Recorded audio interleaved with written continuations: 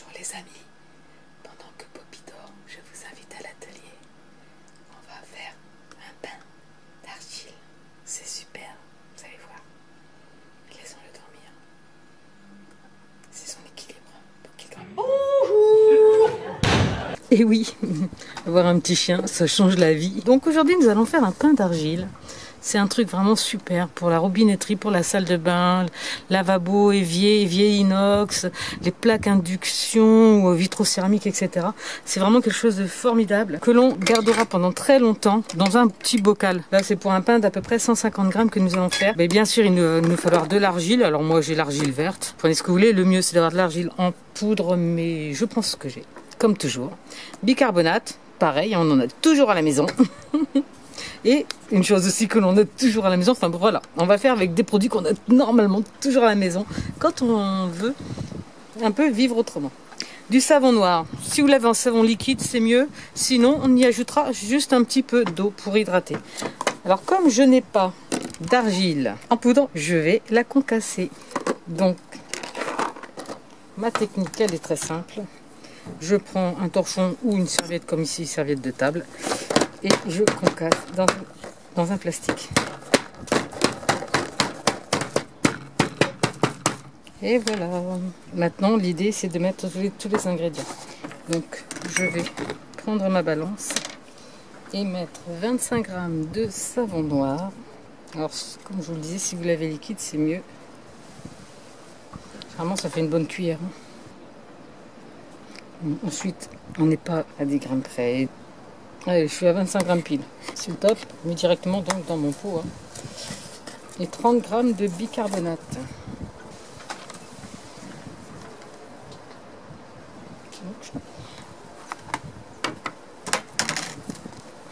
Je mets tous mes ingrédients dans le pot.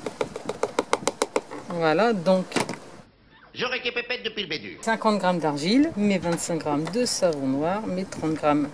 Et je mélange. Alors là, comme on le voit, comme je n'ai pas de savon liquide, c'est pâteux. Donc je vais rajouter un petit peu d'eau. Tout doucement. L'idée, c'est de faire une pierre d'argile. Donc, vous comprenez que ça doit être assez compact. Donc, il ne faut pas mettre beaucoup d'eau. On ne veut pas que ce soit quelque chose de trop. Vous voyez, très peu d'eau suffisent déjà à la prendre. Ça a presque vraiment malaxé la main.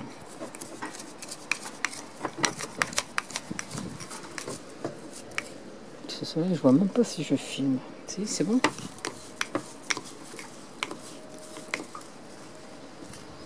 Donc si on va remplir ce pot, bien sûr, il faudra faire le double, mais je vous garantis que 150 grammes, ça dure plusieurs années. Vous voyez, j'ai vraiment pas mis beaucoup d'eau et ça y est, ça commence bien là, ça manger. L'idéal étant bien sûr de très bien mélanger. Et ensuite de laisser sécher. Puisque qui dit pierre dit dureté. J'ajoute à cela, juste pour sentir bon, quelques gouttes d'huile essentielle. Cette fois-ci, j'ai choisi l'amande poivrée, que j'adore. Si ça, les 6 gouttes, ça suffit. On peut en mettre 10 maxi, mais bon. C'est vraiment que pour l'odeur. Donc, on ne va pas gaspiller. Moi, j'aime pas gaspiller. Voilà, je vais laisser sécher plusieurs jours. Bon, ici, ça devrait pas être un problème. Écoutez bien, ça peut servir. Si j'avais eu un plus petit contenant, je l'aurais mis dans un plus petit contenant. Vous pouvez faire une boule que vous laissez sécher tout simplement. Puisqu'ensuite, on l'utilisera juste en mettant une éponge. Donc, il faut que l'éponge rentre dans le contenant. Voilà. Je laisse sécher quelques jours. Je vous montrerai par la suite comment nettoyer avec. Et si cette idée est sympa de produits ménagers fait soi-même avec ce qu'on a à la maison, que je vous dis à bientôt pour une nouvelle vidéo. Petit Poppy dort encore, mais il vous salue bien. Salut les amis.